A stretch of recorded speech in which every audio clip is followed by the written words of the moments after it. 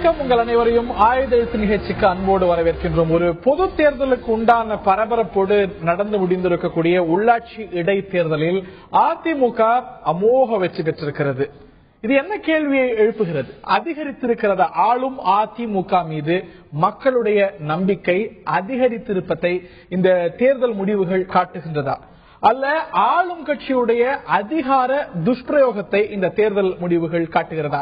இப்படிப்பட்ட குற்றச்சாட்டுகளை எதிர்க்கட்சிகள் வைக்கின்றனவே, இந்த குற்றச்சாட்டு நியாயம்தானா, சரிதானா? எதிர்க்கட்சிகள், பிரதான எதிர்க்கட்சிகள் திமுக, தேமுதிக, பாமக ஆகிய கட்சிகள் இந்த தேர்தலை புறக்கணித்திருக்கிறார்கள். இந்த பிரதான கட்சிகளுடைய புறக்கணிப்பு ஆளும் கட்சியுடைய வெற்றியை எளிதாக்கி இருக்கிறதா? அதிமுகவுடைய உள்ளாட்சி தேர்தல் வெற்றி மக்கள் ஆதரவை காட்டுகிறதா, அல்ல அவர்களது அதிகார பலத்தை காட்டுகிறதா? இதுதான் இன்றைய ஆயுதெழுத்து நிகழ்ச்சியின் பிரதான கேள்வி. முதலில் இது பற்றிய ஒரு தொகுப்பினை காண்போம். தமிழகத்தில் காலியாக உள்ள கோவை, தூத்துக்குடி மாநகராட்சி மேயர் பதவி உள்ளிட்ட 530 உள்ளாட்சி பதவிகளுக்கான தேர்தல் 18ஆம் தேதி நடந்து முடிந்துள்ளது.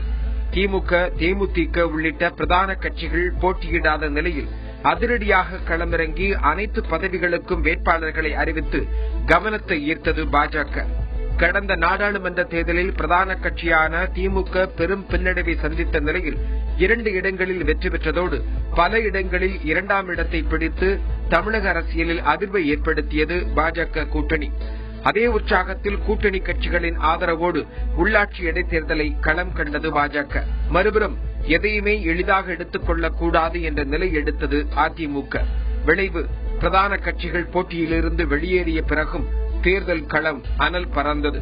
மிரட்டல், அடிதடி, பணம் பட்டுவாடா என்று பொது தேர்தலுக்கு சற்றும் குறைவில்லாமல் நடந்தேறியது உள்ளாட்சி இடைத்தேர்தல். இதற்கான முடிவுகள் இன்று அறிவிக்கப்பட்டன.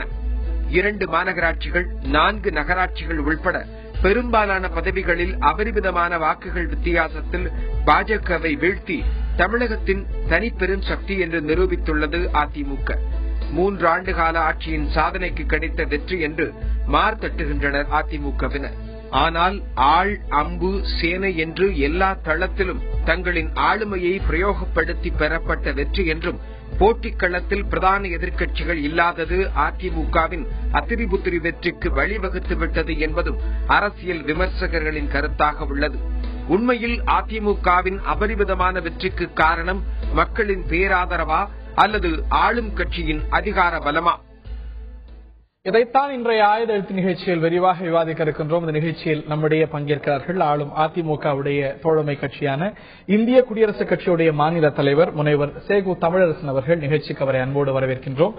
பாரதிய ஜனதா கட்சியின் மாநில செயலாளர் திரு KT ராகவன் அவர்கள் நிகழ்ச்சியில் நம்முடைய இணைகிறார். அது மட்டுமல்லாது திராவிட முன்னேற்ற கழகத்தின் தலைமை கழக பேச்சாளர் வழக்கறிஞர் பிரசன்னா அவர்களும் நிகழ்ச்சியில் நம்முடைய இணைகிறார். மூவரையும் இந்த நிகழ்ச்சிக்கு வரவேற்கின்றோம். இந்த மூவர்கிட்ட மட்டுமல்ல இந்த கேள்வி, நேர்களாகிய உங்களுக்கும் தான். இன்றைய குறுஞ்செய்தி கேள்விக்கு நீங்களும் பதிலளிக்கலாம். அதிமுகவுடைய இந்த பிரம்மாண்ட வெற்றிக்கு காரணம் என்ன? மக்களுடைய நம்பிக்கையா, அதிகார பலமா, எதிர்கட்சிகள், பிரதான கட்சிகள் திமுக, தேமுதிக உள்ளிட்ட கட்சிகளுடைய புறக்கணிப்பா என்பது தான் இன்றைய குறுஞ்செய்தி கேள்வி. நேர்களே நீங்களும் பதிலளிக்கலாம். என்னுடைய முதல் கேள்வி திரு சேகு தமிழரசன் அவர்களுக்கு. தமிழகத்தை பொறுத்த வரைக்கும் ஆளும் கட்சிகள் இடைத்தேர்தலில் வெற்றி பெறுவது அப்படிங்கிறது புதிய விஷயங்கள் அல்ல. நாடாளுமன்ற இடைத்தேர்தலாகட்டும், சட்டமன்ற இடைத்தேர்தலாகட்டும், திமுகவோ அதிமுகவோ அப்பொழுது மாநிலத்தில் யாரும் ஆளும் கட்சியோ அவர்கள் தான் வெற்றி பெற்றிருக்கிறார்கள். இதுதான் வாடிக்கையா நடந்து வந்திருக்கக்கூடிய ஒரு விஷயம். இந்த நிலையில நடந்திருப்பது உள்ளாட்சி இடைத்தேர்தல் மாநில தேர்தல் ஆணையம் நடத்தியிருக்கிறது. இதுல பெற்றிருக்கக்கூடிய இந்த ஒரு வெற்றியை, இந்த ஒரு 3 ஆண்டு கால சாதனைக்கு கிடைத்திருக்கக்கூடிய வெற்றி, அதிமுகவுடைய மாநில ஆட்சிக்கு கிடைத்திருக்கக்கூடிய அங்கீகாரம் அப்படின்னு நீங்கள் மார்தட்டிக் கொள்ள முகாந்திரங்கள் இருக்கிறதா? முதல்ல நான் உங்க கருத்தையே மறுக்கிறேன். இடைத்தேர்தல்கள்ல ஆளுங்கட்சி தான் வெற்றி பெறும் பெரும்பாலும் சொன்ன. பெரும்பாலும் பாராளுமன்ற தேர்தலில் புரட்சித் தலைவர் எம்ஜிஆர் அவர்கள் அனைத்து அண்ணா திராவிட முன்னேற்ற கழகத்தை தொடரும் போது திண்டுக்கல் இடைத்தேர்தலில் எம்ஜிஆரோட அண்ணா திராவிட முன்னேற்ற கழகம் தான் வெற்றி பெற்றுச்சு. அதே போலவே 90ல் 2 சட்டமன்ற இடைத்தேர்தலில் புரட்சித் தலைவர் அம்மாவுடைய தலைமையிலான அண்ணா திராவிட முன்னேற்ற கழகம் தான் திமுக ஆளுங்கட்சியாக இருந்தபோதே வெற்றி பெற்றது. கோவையில் இடைத்தேர்தலில், கோவை மேற்கு இடைத்தேர்தலில் அண்ணா திராவிட முன்னேற்ற கழகம் எதிர்கட்சியாக இருந்தப்போ வெற்றி பெற்றது. அதனால அப்பயே எதிர்கட்சிகள் வெற்றி பெற்ற காலங்களும் உண்டு. இல்ல இருக்கு, நிச்சயமா பெரும்பாலும் ஆளும் கட்சி தான் வெற்றி பெற்றிருக்கிறது. அப்படி இருக்கக்கூடிய சூழ்நிலையில அதிமுக இடைத்தேர்தல்களை புறக்கணித்தது அதுக்கான காரணம் என்ன? தெளிவா நீங்கள் எல்லாம் தான் தமிழக அரசியல்ல ஒரு ஃபார்முலாவை சொன்னீங்க, திருமங்கலம் ஃபார்முலான்னு. அப்படி ஒரு திருமங்கலம் ஃபார்முலா தமிழக அரசியல்ல திராவிட முன்னேற்ற கழகத்தால பின்பற்றப்பட்ட பின்னால அதற்கு பிறகுதான் அண்ணா திராவிட முன்னேற்ற கழகம் அப்படிப்பட்ட ஒரு சூழலை எதிர்கொள்ள வேண்டியதாக இருந்தது. அப்படிப்பட்ட ஒரு முடிவை எடுக்க வேண்டிய நிர்பந்தத்துக்கு உள்ளான புதுக்கோட்டை ஃபார்முலா எல்லாம் கூட சொல்றாங்க. புதுக்கோட்டை ஃபார்முலா எல்லாம் பற்றி கூட சொல்றாங்க. ஆனால் நான் என்ன சொல்ல வரேன்றதை நீங்க ஒப்புக்கலையே. இந்த ஃபார்முலாவை தமிழக அரசியல்ல யார் அறிமுகப்படுத்தியது? திராவிட முன்னேற்ற கழகம் தான் அறிமுகப்படுத்தியது. அதை யாரும் மறுக்க முடியாத. திருமங்கலம் ஃபார்முலான்னு தானே முதல்ல ஃபார்முலா. கேள்வி இந்த ஒரு இடைத்தேர்தல் முடிவுகள் இந்த ஆளும் கட்சிக்கு கிடைக்கக்கூடிய அங்கீகாரங்கள் தான் முதல்ல நம்ம ஒண்ணு தெரிஞ்சுக்கணும். இந்த இடைத்தேர்தல்கள் எல்லாம் தானாகவே அமைந்த இடைத்தேர்தல்கள் அல்ல. பெரும்பாலும் கோவையிலோ தூத்துக்குடியிலோ திருநெல்வேலியிலோ இந்த 3 மாநகராட்சியுடைய இடைத்தேர்தல்கள் தானாகவே அமைந்த தேர்தல் அல்ல. ஆளுங்கட்சி துணிவாக சந்தித்த இடைத்தேர்தல்கள்.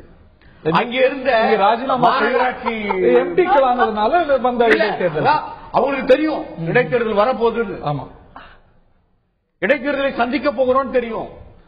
தெரிந்தே துணிவோடு முதலமைச்சர் புரட்சி தலைவி அம்மா அவர்கள் இவைகள் எல்லாம் மாநகராட்சி என்பது ஒரு 3 சட்டமன்ற உறுப்பினருக்கு நிகர். 3 மாநகராட்சி என்பது ஏறக்குறைய ஒரு 10 சட்டமன்ற தொகுதி தேர்தல்களுக்கு நிகர். இந்த இவ்வளவு தேர்தல் வரப்போகும் என்று தெரிந்தே கூட துணிந்து நம்முடைய முதலமைச்சர் இந்த தேர்தலை சந்திக்கிறார் என்றால் மக்கள் பேர்ல அவருக்கு இருக்கிற நம்பிக்கை, மக்களுக்கு அவர் பேர்ல இருக்கிற நம்பிக்கை, அதுதான் இந்த முடிவுகள் காட்டுது அப்படிங்கிறது உங்களுடைய முதற்கட்ட பார்வையை புரிஞ்சுக்கிறேன். திரு KT ராகவன் அவர்கள்ட்ட கேட்க விரும்புகிறேன். இடைத்தேர்தல் நடக்கும் போதும் முடிந்த பிறகும் கூட சில இடங்கள், பெரும்பாலான இடங்கள்ல இல்ல முக்கியமான இடங்கள்ல நீங்க வைப்பு தொகையை பெற்றிருக்கீங்க. ஓரளவுக்கு கணிசமா உங்களுடைய ட்ராக் ரெக்கார்ட் எடுத்துக்கொண்டா டீசென்டான நம்பர்ஸ் வாங்கியிருக்கீங்க. நீங்க வைத்திருக்கக்கூடிய ஒரு குற்றச்சாட்டு அதிகார பலம் பயன்படுத்தப்பட்டிருக்கிறது. 2 ஆளும் கட்சிகள் அமைச்சர்கள் எல்லாம் கூடி வந்து பிரச்சாரம் செஞ்சாங்க, அமைச்சரவையே வந்து பிரச்சாரம் செய்தது, அமைச்சரவை குவிக்கப்பட்டிருக்கு அப்படின்னு சொன்னீங்க. அமைச்சர்கள் வந்து தேர்தலில் பிரச்சாரம் செய்வது அவ்வளவு தவறாங்கிற ஒரு கேள்வி ஒரு பக்கம் இருக்க, உங்களுக்கு அப்படிப்பட்ட ஒரு வாய்ப்பு இருந்தும் நீங்க பயன்படுத்திக்கலையா இல்ல பயன்படுத்திக்கிறது விரும்பலையாங்கிற ஒரு கேள்வி பிரதானமாக எழுந்திருக்கிறது. வாய்ப்பு இருந்தாலும் கூட, ஆட்சி அதிகாரம் இருந்தாலும் கூட அதை நாங்கள் இப்படி பயன்படுத்தவில்லை. தேர்தலுக்கு நடந்து முடிந்த குஜராத் தேர்தலாக இருந்தாலும் சரி, அது ராஜஸ்தான் தேர்தல் கேள்வி எடுத்துக்கோங்க. அமைச்சர்கள் வந்து பிரச்சாரம் பண்ணாங்க, அதை வந்து குறிப்பிட்டீங்க, அது வந்து அதிகாரம் துஷ்பிரயோகம் செய்யப்படுது அப்படின்னு சொன்னீங்க. அமைச்சர்களை விட்டுருங்க, உங்கள்கிட்ட ஒரு மத்திய அமைச்சர் இருக்கிறார், மத்திய இணையமைச்சர் இருக்கிறார். நீங்க கூட்டணியே இந்த தேர்தலை சந்திக்கிறீங்க. உங்களுடைய கூட்டணி கட்சிகள் தேமுதிக, பாமக ஆகிய கட்சிகள் உங்களுக்கு ஆதரவு கொடுத்திருக்கிறது. தமிழகத்துடைய மிக மூத்த தலைவர்கள் விஜயகாந்தோ, ராமதாசோ, பிரேமலதாவோ, அன்புமணியோ, வைகோவோ பிரச்சாரம் செய்வதற்கு என்ன தடை? நீங்கள் அணுகி அவர்கள் பிரச்சாரம் போலையா? யார் தடை போட்டது? நீங்க அமைச்சர்கள் ஒரு பக்கம் பிரச்சாரம் செய்யறாங்கன்னா நீங்களும் இது மிக மூத்த தலைவர்களை வச்சு பிரச்சாரம் செய்வதற்கு என்ன தடை இருந்தது? இல்ல, தடையெல்லாம் ஒண்ணும் இல்லைங்க. உள்ளாட்சி தேர்தலில் பொதுவா எல்லா சீனியர் லீடர்ஸும் வர்றதே கிடையாது. அதாவது வரக்கூடாதா என்பதை எங்க இப்ப பொறுத்தவரைக்கும் இவங்களுக்கு எல்லா தேர்தலுமே நாம தான் வெற்றி பெறணும் அப்படின்னு அதிமுக, அதுவும் ஆளுங்கட்சியா இருக்கும்போது ஒரு தேர்தல் கூட தோக்கக்கூடாதுன்னு நினைக்கிறாங்களோ என்னமோ தெரியல. நீங்க சொல்றீங்க அதிகார பலத்தை மாத்திரமே நம்பி அனைத்து இந்திய அண்ணா திராவிட முன்னேற்ற கழகம் தேர்தலை சந்தித்திருக்கிறது. இப்போ 91 ஆட்சிக்கு வந்தாங்க. அப்போ அவங்க உள்ளாட்சி தேர்தலை நடத்திருக்கணும், நடத்தவே இல்லை அதிமுக. அதுக்கப்புறம் பாருங்க, எப்பெல்லாம் அவங்க ஆட்சியில் இருப்பாங்களோ அப்பதான் தேர்தலே சந்திப்பாங்க. நீங்க சரியா கேட்டீங்க. திமுக ஆட்சியில் இருக்கும் பொழுது கம்பம், இளையாங்குடி, பர்கூர், ஸ்ரீவைகுண்டம், தொண்டாமுத்தூர்ல வந்தது. எலெக்ஷன் நிக்கவே என்ன சொன்னாங்க? ஃப்ரீ அண்ட் ஃபேர் எலெக்ஷன் நடக்காதுட்டாங்க. அதே போல 2007 கோஆபரேட்டிவ் எலெக்ஷன்ல அதிமுக புறக்கணித்தது. அப்போ ஆளுங்கட்சி திமுக. அதனால எப்பயுமே இவங்க ஆட்சி பொறுப்புல இருக்கும் பொழுது மாத்திரமே அதிகாரத்தை பயன்படுத்துவார்கள். பாரதிய ஜனதா கட்சியை பொறுத்த வரைக்கும் நாங்க வந்து அதிமுக ஈக்குவலா இருக்கிறோம்னா நாங்க சொல்லல. எங்களை பற்றி ஒரு தேர்தல் நடக்கிறது, ஒரு ஜனநாயக ஒரு கட்சி, ஒரு அரசியல் கட்சி தேர்தலை சந்திக்க வேண்டும் என்று சந்திக்கிறோம்.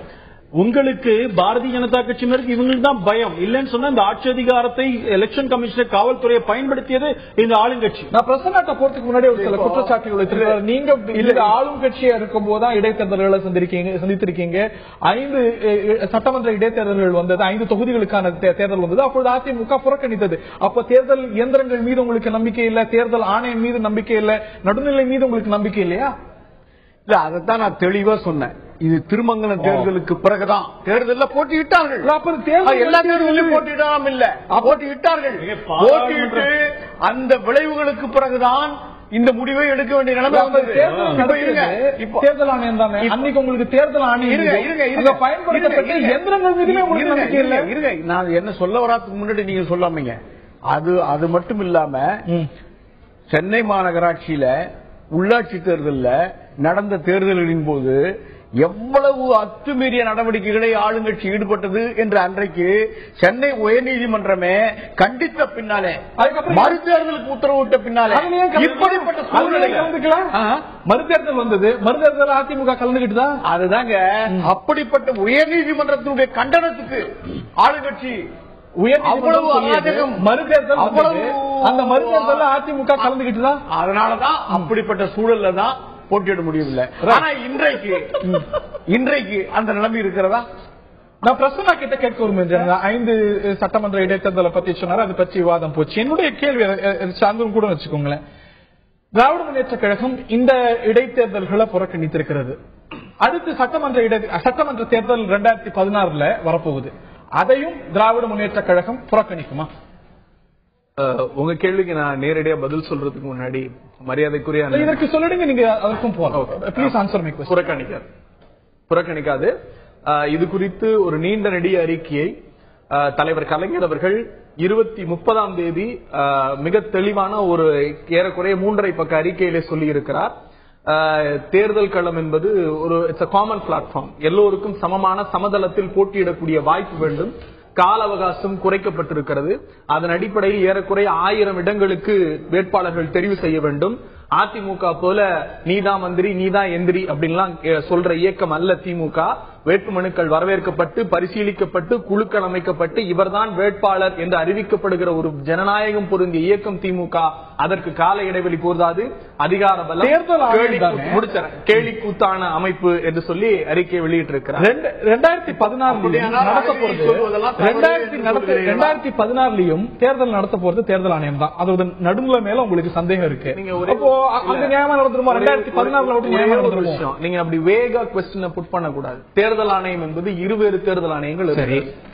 நேஷனல் எலெக்ஷன் கமிஷன் ஒரு நிமிஷம் லெட் மீ கம்ப்ளீட். எங்களுக்கு எல்லா ஆணையத்தின் மீது நம்பிக்கை இருக்கிறது. அவை சட்டப்படி நடந்தால் இந்த தேர்தல்ல 7 நாட்கள், அதாவது நீங்க ஒரு திரும்ப திரும்ப அந்த நம்பிக்கை அப்படிங்கிற அந்த வார்த்தையை பயன்படுத்துறதுனால நான் சொல்ல வேண்டிய கட்டாயத்திற்கு வருகிறேன். 8/6/2014 தேர்தல் அறிவிப்பு வருது. தேர்தல் அறிவிப்பு வந்த உடனேயே என்னைக்கு செப்டம்பர் இந்த தேர்தல் இன்னைக்கு தேர்தல் நடந்துச்சு இல்ல, இதே செப்டம்பர் 18 எப்ப அறிவிக்கிறாங்க? 6/8/2000 ஏறக்குறைய 46 நாட்கள். நீங்க ஒரே ஒரு செய்தி, அரசியலை கடந்து எதிர்கட்சி ஆளுங்கட்சி எல்லாத்தையும் கடந்து ஒரு சராசரி பார்வையாளரா பாருங்க. ஒரு தேர்தலுக்கு டென்டேட்டிவ் டேட் அறிவிப்பாங்க. ஒரு தேர்தல் ஆணையத்தினுடைய கடமை ஒரு டென்டேட்டிவ் டேட் அறிவிப்பது ஏற்கனவே விவாதிச்சிருக்கோம். நீங்க அந்த குறைந்தபட்ச நாட்களுக்குள்ளாக இருக்கிற அந்த கபடி வந்து நம்பிக்கைன்னு திமுக என்னுடைய பதில் இது. தேர்தல் ஆணையம் இருவேறு வகைப்படும் சொல்லிருக்கீங்க. நிச்சயமா எல்லாரும் தெரிஞ்சுக்க வேண்டிய விஷயம் தான். எல்லாருக்கும் தெரிஞ்சிருக்கும், தெரியாதவங்களும் தெரிஞ்சுக்க வேண்டிய விஷயம் தான். மத்திய தேர்தல் ஆணையம், மாநில தேர்தல் ஆணையம். மத்திய தேர்தல் ஆணையம் மீது திமுகவுக்கு நம்பிக்கை இருக்கிறதா?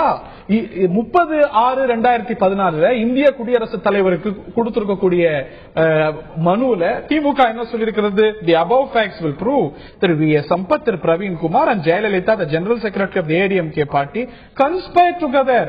இந்திய தேர்தல் ஆணையம், மாநில தலைமை தேர்தல் அதிகாரி, மாநில முதலமைச்சர் 3 பேரும் கூட்டுச்சதி செஞ்சிருக்காங்க. உங்களுடைய குற்றச்சாட்டு.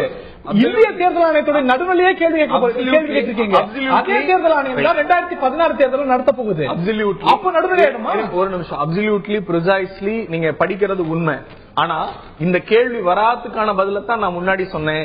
எந்த ஒரு அரசியலமைப்பு சட்டம் பொருந்திய அமைப்பும் சட்டத்தின்படி நடந்தால் அதை நாங்கள் குறை கூற மாட்டோம். மத்திய தேர்தல் ஆணையம் 2014 நியாயமா நடக்கும் உத்தரவாதத்தை நீங்க கொடுக்குறீங்க. அந்த கால சூழ்நிலைகளை பொறுத்துதான் சொல்ல முடியும். ஒரே ஒரு விஷயம், நிச்சயமாக தேர்தல்களில் பங்கேற்கும் திராவிட முன்னேற்ற கழகம் ஒன்று. நீங்க ஒரே ஒரு செய்தி, நக்சல் வாரி அமைப்புகள் பலமாக இருக்கிற இடங்கள்ல கூட 144 நீங்க ஒரு கேள்வி வச்சிருக்கீங்க. I will complete the answer, then you can put me a question. நீங்க நடுநிலைத்தன்மைங்கிற போது நீங்க பார்க்கிற பார்வை மக்களுக்கு சரியான பார்வை கொடுக்கணும். 144 தடை உத்தரவை போட வேண்டிய அவசியம் எங்கிருந்து வந்தது?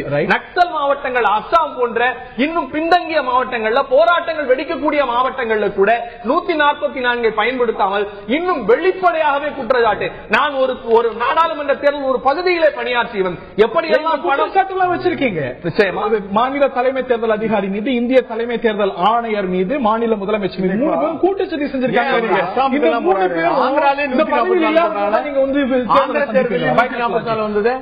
நான் திரும்பவும் சொல்றேன், சட்டத்தின்படி எந்த அமைப்பு சரியாக நடந்து கொண்டாலும் அந்த அமைப்பை ஆதரிப்போம். அதன் அடிப்படையில் நடக்கிற தேர்தலை நாங்கள் சந்திப்போம். ஒரே ஒரு விஷயம் தான், நீங்க திரும்ப திரும்ப, அதாவது நான் சொல்றேன், அங்க இருக்கிற சிச்சுவேஷன் சர்க்கம்ஸ்டன்ஸ், இவர் சொன்னார் இல்லையா, மரியாதைக்குரிய சேக்கு தமிழரசன் சொன்னார் இல்லையா, புறக்கணிப்பீங்களோ? நிச்சயமா அது காலத்தின் சூழ்நிலை கருதி தலைமை முடிவெடுக்கிற ஒன்று. அதை நான் இப்பவே சொல்ல முடியாது, தலைமைக்கான அதிகாரம். ஒரே நிமிஷம், மரியாதைக்குரிய சேக்கு தமிழரசன் ஒரு விஷயம் சொன்னார். என்ன அப்படின்னா, முதல்ல தொடக்கமே தலைமை முடிவெடுக்கும் நீங்க, ஆனா முதல்ல வந்து நிச்சயமாக போட்டிடுவோம் நீங்க. ஏன்னா இதே தலைமை தேர்தல் நான் சொன்னேன், தேர்தலில் போட்டியிடுவோம். நீங்க கேட்ட கேள்வி சப்சிக்வெண்ட் கொஸ்டின், இந்த 3 பேரும் தொடர்ந்தா தேர்தலில் போட்டியிடுவீங்களாங்கிறது உங்களுடைய அடுத்த கேள்வி. அதற்கு முடிவெடுக்க வேண்டிய அது முடிவு கேட்ட அவருக்கு பதில சொல்றதுக்கு முன்னாடி யூ ஆர் இன்டரப்டிங் மீ. இது தானாக வந்த தேர்தல் அல்ல அப்படின்னு ஒரு தெளிவான பார்வையை அதிமுகவினுடைய அராஜகத்துக்கு ISO 9000 சான்றிதழ் கொடுத்திருக்கிறார் மரியாதைக்குரிய சேக்கு தமிழரசன். இவர் நம்ம விஜயகாந்த் அவர்கள் சொன்னது போல இது மக்கள் மீது திணிக்கப்பட்ட தேர்தல், மக்கள் விரோதமானதா? ஒரு அவருடைய அரசியல் கடமை, அதை விட்டுருங்க. தேவா வேலுசாமி ஏன் நீக்கப்பட்டார்? கடலூர் நகரமன்ற தலைவர் ஏன் நீக்கப்பட்டார்? இதெல்லாம் நாங்க கேட்டோம்னா இது சட்டவிரோதமா நீங்க கேள்வி கேட்கிறீங்க. கட்சியில் இருக்கிற துணி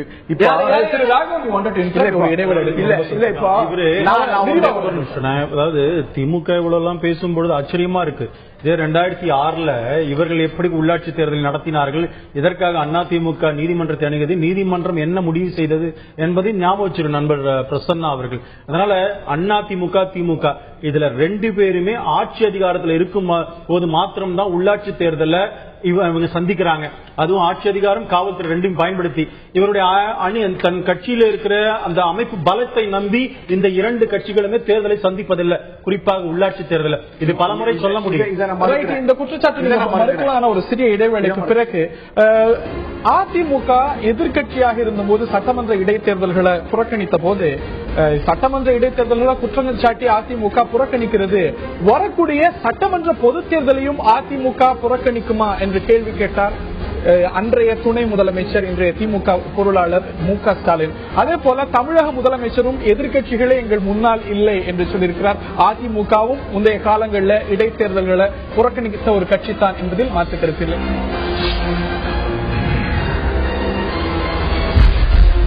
உள்ளாட்சி இடைத்தேர்தலில் அதிமுக அமோக வெற்றி பெற்றிருக்கிறது. இந்த ஒரு வெற்றிக்கு காரணம் என்ன? மக்கள் ஆதரவா, அதிகார பலமா என்பது தான் இன்றைய ஆயுதெழுத்து நிகழ்ச்சியின் பிரதான கேள்வி. இதைத்தான் விரிவாக விவாதித்து வருகின்றோம். இந்த தேர்தலில் நடக்கின்ற எல்லா உள்ளாட்சி இடைத்தேர்தல் போல, உள்ளாட்சி தேர்தல்கள் போல தேர்தல் ஆணையத்துடைய நடுநிலைமையும் கேள்விக்குள்ளாக இருக்கிறது. திமுக காலத்துல உள்ளாட்சி தேர்தல் நடந்த போது அந்த தேர்தல் ஆணையரை அவருடைய நடுநிலைமையை கேள்வி கேட்டது.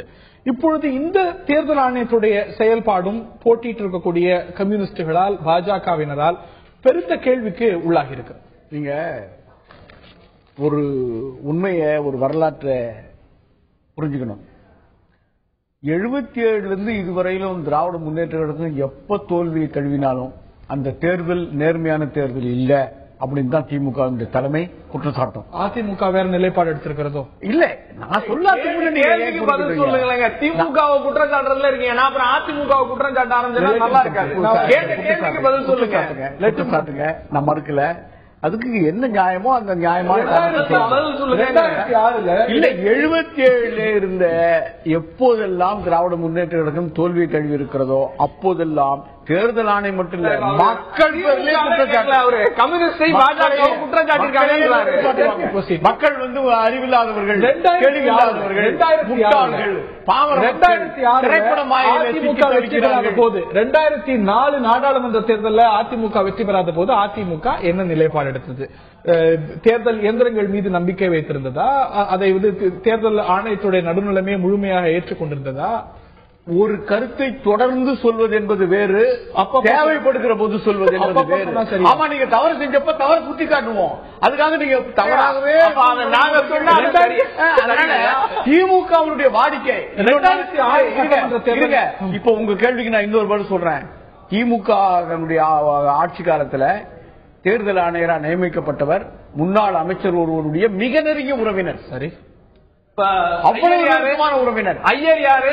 தோட்டத்துல வேலைக்காரர் வந்தாரு. ஐயர் யாரு? அம்மையார் சசிகலா அவர்களுடைய உறவினர், அம்மையார் சசிகலா அவர்களுடைய நெருங்கிய உறவினர். இது தேவையில்லை. அதாவது ஒரு அரசியலமைப்பு பதவியை தேவையில்லாமல் ஒரு உறவினர் என்ற பார்வையில் ஒவ்வொரு நாளும் உறவினர் ஐயர் சாவக்கூடாது, உறவினர் ஐயர் சாவக்கூடாது, புடிவாரி கூட்டக்கூடாது. எது என்ன உண்மை? ஐயர் யாருங்க? ஐயர் யாருங்க? அது பதில் சொல்லுங்க. ஐயர் யாரு? சமூகம் என்பதனாலே ஒரு உறவினர் என்று பாத்தீங்களா? இப்ப ஐயர் யாருன்னா சமூகத்தினுடைய தொடர்பு வருது.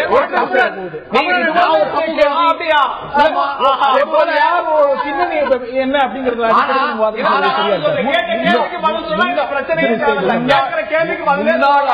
முன்னாள் அமைச்சருக்கு அவருடைய மனைவியினுடைய இன்னைக்கு இருக்கிற ஐயர்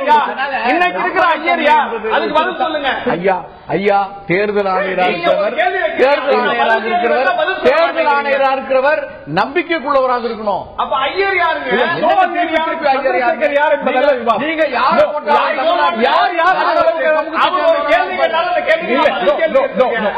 நீங்க ரெண்டுத்தையுமே அனுமதிக்க முடியாது. அப்படிலாம் அர்த்தமற்ற வகையில பேசக்கூடாது. ஆதாரமற்ற குற்றச்சாட்டு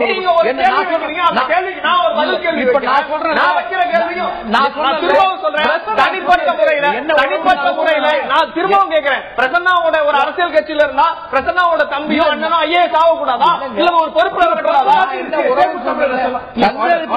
இருக்கணும். ஒரு சமூக கொண்டு போயிட்டு இருக்கோம், தேவையற்ற திசையில கொண்டு போயிட்டு இருக்கோம். அதுவல்ல கேள்வி. இப்போ இந்த களத்தில் இருக்கக்கூடிய கட்சிகள் தேர்தல் ஆணையத்துடைய நடுநிலைமையை கேள்வி கேட்டிருக்காங்க. அதுதான் என்னுடைய கேள்வி. அதுக்கு இன்னொரு தேர்தல் ஆணையரை பற்றி குறிப்பிடுவது பதிலாகும். இல்ல இப்ப என்ன நடுநிலைமை தவறு இருக்குன்னு ஆதாரத்தோட சொல்லணும். இல்ல வழக்கு மன்றத்துக்கு போலாம். இல்ல உதாரணத்துக்கு வழக்கு மன்றம் இருக்கிறதே, நீங்க எதுக்கு எடுத்தாலும் வழக்கு மன்றத்துக்கு போக வேண்டியது. ராமநாதபுரத்துல இடைத்தேர்தல் எதனால் வந்தது? ராமநாதபுரத்துல இடைத்தேர்தல் எதனால் வந்தது? அதனது நகராட்சி தலைவர் இறந்து போனார் அப்படிங்கிற ஒரு காரணத்துக்காக. எலக்டரல் ரோல்ஸ் நம்ம திரையில பார்ப்போம். குற்றச்சாட்டு வேணும், சில குற்றச்சாட்டு ஆளுங்கட்சி நீங்க சொல்ல முடியும். நான் தேர்தல் ஆணையத்தை பத்தி கேட்கிறேன். இப்ப எப்படி ஆளுங்கட்சி சொல்ல முடியும்? தெரியல பாருங்க. திரு சேகர் இவர் இறந்ததனால் தான் ராமநாதபுரத்துல இடைத்தேர்தலே வந்திருக்கிறது. ஆனா எலக்டோரல் ரோல்ஸ்ல அவருடைய பேர் இருக்கு. பாஜகவுடைய குற்றச்சாட்டு வேற, அவரோட ஓட்டே பதிவாச்சு அப்படின்னு. இதுக்கு இறந்த ஒரு ஆளுங்கட்சிய இப்ப நான் இதுக்கு நான் பதில் சொல்றேன். யார் இடைத்தேர்தல் வந்தது அவருடைய பேரை ரோல்ஸ்ல இருந்து எடுக்க வேண்டியது தேர்தல் ஆணையத்துடைய பொறுப்பா இல்லையா? இதற்கு நான் ஒரு பதில் சொல்றேன். அவருடைய ஓட்டை பதிவு செய்யப்பட்டிருக்கிறது. சிவாஜி கணேசன் எவ்வளவு பெரிய தமிழகம் அறிந்த நடிகர். அவர் வந்து வாக்குச்சாவடிக்கு போறாரு, அவர் வாக்கு பதிவு செய்யப்பட்டு விட்டது. எப்ப நடந்தது? எப்போ? நான் திரும்ப ஒரு கேள்வி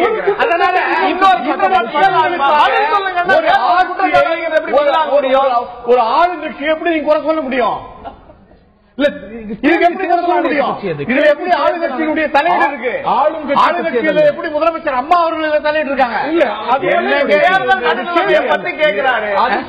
என்ன ஒரு யாருடைய மரணத்தினால் இடைத்தேர்தல் வந்திருக்கிறதோ அது பிஜேபி குற்றம் சாட்டுவது வேற, அதற்குள்ள போல அவரோட ஓட்டு பதிவாயிருக்குன்னு சொல்லுது. அது நிரூபிக்கப்பட வேண்டிய விஷயம். இன்னும் சொல்ல போனா தேர்தல் ஆணையர் கூட இதுக்கு பொறுப்புன்னு சொல்ல முடியாது. அங்க இருக்கிற அந்த தேர்தல் அதிகாரி இருக்காருல்ல, அந்த தேர்தல் அதிகாரி இதை உன்னிப்பா கவனிச்சிருக்கணும். நடவடிக்கை இல்லன்னா நீங்க பொறுப்பு வாய்ந்த எதிர்கட்சி சொல்றீங்க இல்ல, நீங்களாவது எடுத்து சொல்லி இருக்கணும். இது முற்றிலுமா தேர்தல் அதிகாரி சொல்றாரு இல்லையா? எந்த ஒரு தேர்தல் அதிகாரியும் எந்த ஒரு பிரசைடிங் ஆபீசரோ இதுதான் எலெக்ஷன் லிஸ்ட், இதுதான் ஒரு நிமிஷம் தேர்தல் அதிகாரி எந்த தேர்தல் அதிகாரியும் இவர்கள் தான் பட்டியல் இருக்காங்க, இவங்க பேர் தான் ஓட்டுல இருக்கு, எந்த தேர்தல் அதிகாரி சொல்ல மாட்டாங்க. மாநில தேர்தல் ஆணையர் தான் பட்டியல் வெளியிடுவார். 80 கோடி வாக்காளர்களை உள்ளடக்கிய இந்தியாவில் 80 கோடி மக்களும் தேர்தல் காலத்தில் அவர்கள் வாழ்ந்து கொண்டிருக்கிறார்களா அப்படின்றது ஒரு கணக்கெடுப்பு சாதாரண வேலை நாட்டில். அதனால இது ஒரு சின்ன பிழையா இருக்கு.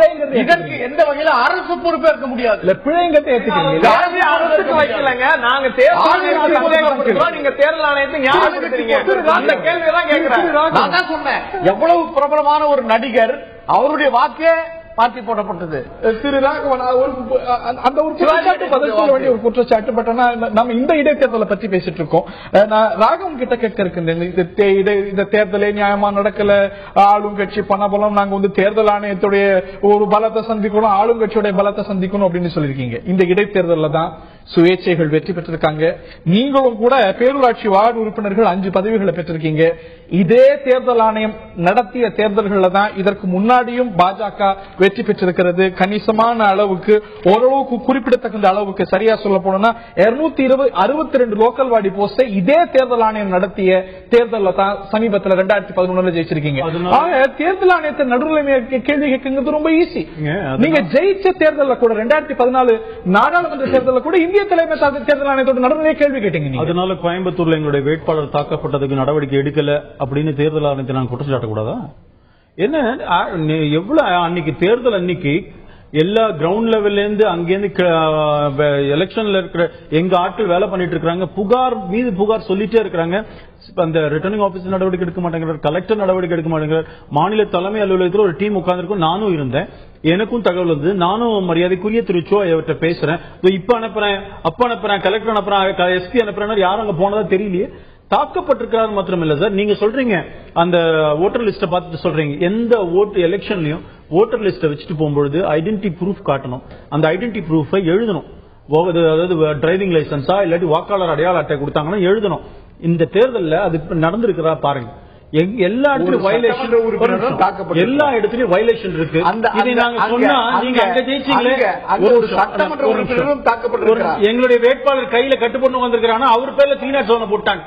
பாரதிய ஜனதா கட்சியோட வேட்பாளர் கோயம்புத்தூர் வேட்பாளர் தாக்கப்பட்டிருக்கிறாரு, அவருடைய கார் உடைக்கப்பட்டிருக்கிறது. இந்த கேஸ் யார் பேர்ல போறாங்க? பிஜேபி பேர்ல போறாங்க. எத்தனை அதிமுக பேர்ல கேஸ் போட்டிருக்கிறாங்க? சட்டமன்ற உறுப்பினர். அதனால இவர்கள் இப்போ அதிமுக இப்போ அதிமுக ஆளுங்கட்சிங்கிறதோட தேர்தல் ஆணையம் நடவடிக்கை எடுக்கணும். அது பயஸ்டா இருந்திருக்குன்னு தான் நான் சொல்றேன். நீங்கள் பாரபட்சம் இல்லாம இருந்ததுன்னா என்ன பண்ணிருக்கணும்? 2 பேர் மேலயும் கேஸ் போடுங்க. நான் உதவாங்க, நான் நடந்திருக்கிறது. இப்ப என்ன நடந்திருக்கு? அது நிரூபிக்கப்பட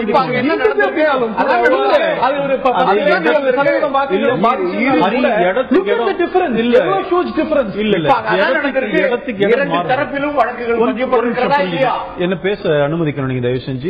இடத்துக்கு இடம் மாறுபடுது. அவர்கள் வெற்றி பெற்றா வெற்றி பெறல நான் சொல்லவில்லை, வாழ்த்துக்கிறேன். இப்ப வெற்றி பெற்ற அதிமுக அத்தனுடைய வேட்பாளர்கள் வாழ்த்துக்கள். அது முக்கியம் இல்லைங்க. செல்வாக்கு இருக்கிறதா இல்லையா மக்கள் ஓட்டு போட்டோன்ற உங்களுக்கு செல்வாக்கு அதுதான்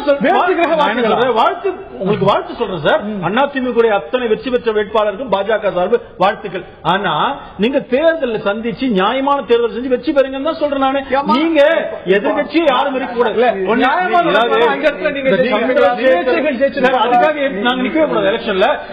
சரி ஓகே, உங்க பாயிண்ட்டுக்கே வரேன். நீங்க ஜெயிச்சிருப்பீங்களா கேட்கிற. பெண்ணகரத்தில் டெபாசிட் போச்சு, ஜெயலலிதா பர்கூர்ல தோத்துட்டாங்களே. நீங்க போன வாட்டி 96ல தமிழகத்துடைய அத்தனை அமைச்சரும் தோற்கடிக்கப்பட்டார்கள்.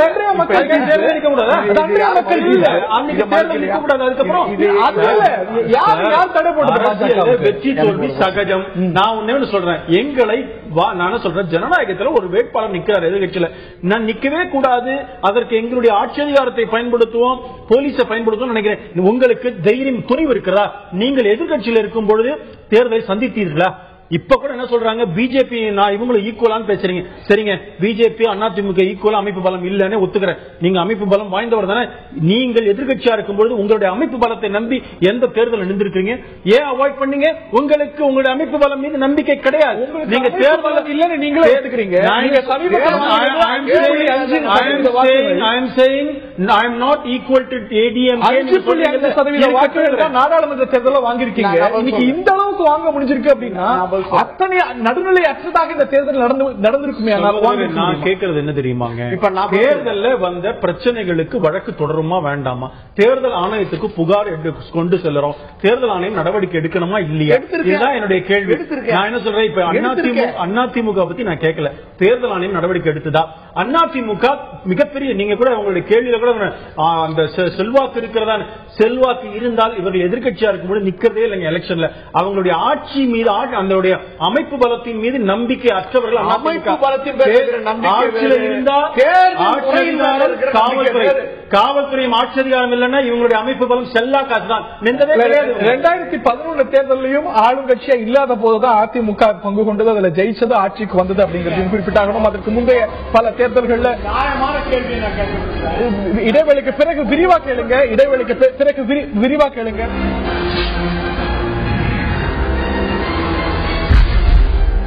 நடந்து முடிந்திருக்கக்கூடிய உள்ளாட்சி தேர்தலில் அதிமுக அமோக வெற்றி பெற்றிருக்கிறது. இந்த வெற்றிக்கு காரணம் என்ன? மக்கள் ஆதரவா? என்ன காரணத்தினால் இந்த வெற்றியானது சாத்தியமா இருக்கிறது? இவ்வளவு பிரம்மாண்டமான வெற்றி மக்கள் நம்பிக்கை காரணமா, அதிகார பலம் காரணமா, நிறைய எதிர்கட்சிகள் புறக்கணித்தது காரணமா என்ற கேள்வியை ஆயுத நிகழ்ச்சியில் விரிவாக விவாதித்து வருகின்றோம். நான் பிரசன்னா கேட்க விரும்புகிறேன். திராவிட முன்னேற்ற கழகத்தின் விரிவா நான் அவர்கிட்ட ஒரு கேள்வி மட்டும் கேட்டுட்டு வந்துடுறேன். கேள்விக்கு பதில் நிச்சயமா நீங்க பதில் சொல்லலாம். பிரசன்னா கிட்ட என்னுடைய கோவையில் இந்த மாநகராட்சி தேர்தலில் இந்த வாக்குப்பதிவு பார்த்தீங்கன்னா 60% தான் இருக்கும். ஆனால் கடந்த வாக்குப்பதிவுகளை விட இது குறைவா இருக்கும். அதுக்கு என்ன காரணம்?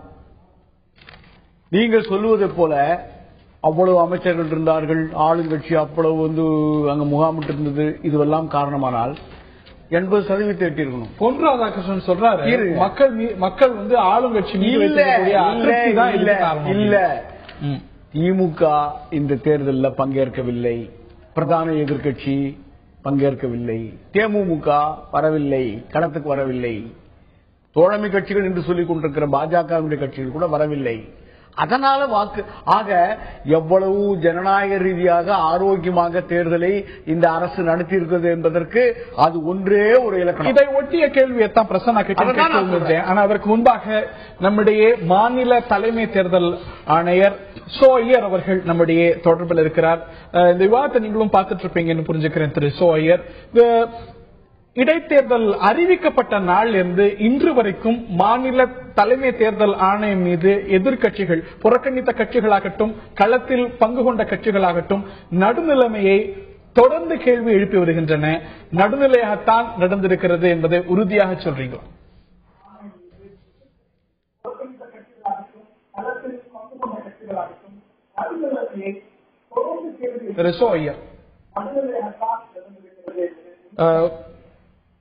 வணக்கம். ஹலோ, வணக்கம் சார், கோ ஹெட். உங்களுடைய பதில் என்ன?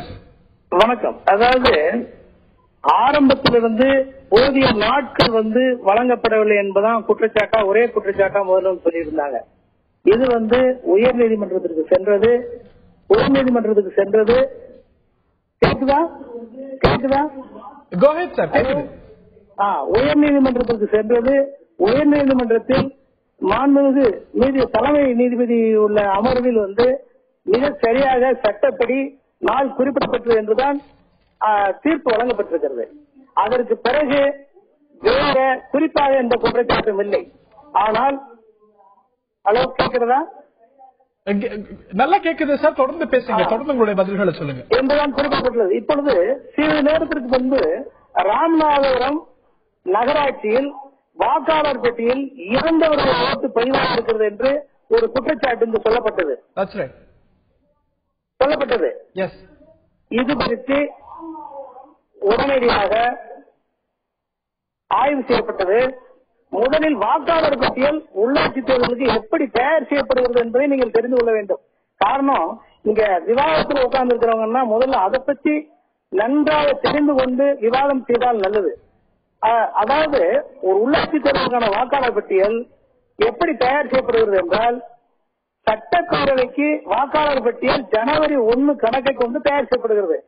அந்த வாக்காளர் பட்டியலை வார்டு வாரியாக பிரித்து உள்ளாட்சி தேர்தலுக்கு வாக்காளர் பட்டியல் தயார் செய்யப்படுகிறது. அதில் நீக்கல் திருத்தம் முறைகள் எல்லாம் சட்டப்பேரவை தேர்தலுக்கு யார், அதாவது ஆர்டி இருப்பார், அவர் அளிக்கின்ற நீக்கல் சேர்த்தலைத்தான் இவர்கள் சேர்க்க முடியும். இந்த பட்டியல் இப்பொழுது உள்ளது பாராளுமன்ற தேர்தலுக்கும் சட்டப்பேரவை தேர்தலுக்கும் பயன்படுத்தப்பட்ட ஒன்றுதான். அதிலும் இதே பெயர் இருக்கும் நிச்சயமாக. இப்ப குற்றச்சாட்டு சொன்னவர் பாராளுமன்ற தேர்தல் பாஜக வேட்பாளர் என்பவர் தான், அவர் அங்கே பார்த்திருக்கலாம். இப்பொழுது அந்த சேகர் என்பவர் ஓட்டெடுத்ததாக இவர்களே டிக்கெட் எடுத்திருக்காங்க, இவருடைய உள்ள காப்பியல். ஆனால் தேர்தலுக்கு பயன்படுத்தக்கூடிய மாற்று காப்பி என்பது அங்கே சீல் வைக்கப்பட்டு இருக்கும். இன்று அனைவருடைய முன்னிலையிலும் அது திறந்து பார்க்கப்பட்டது. அதில் சேகர் என்பதற்கு முன்னால் டிக்கெடிக்கப்படவில்லை. அது அவருடைய மனைவி அதுதான் டிக்கெடிக்கப்பட்டிருக்கிறது. நிச்சயமாக அவர் ஓட்டு போடவில்லை என்பதை இன்றைக்கு நகராட்சியினுடைய ஆணையாளர், அங்கே உள்ள தேர்தல் அலுவலர் அத்தனை பேருடைய முன்னிலையில், அத்தனை நிருபர்களுக்கு முன்னிலையில் எடுத்து காட்டியிருக்கிறார். எனவே இந்த விஷயங்கள் எல்லாம் தெரியாமல் தான் நினைத்ததெல்லாம் விவாதத்தை கொண்டு வரக்கூடாது.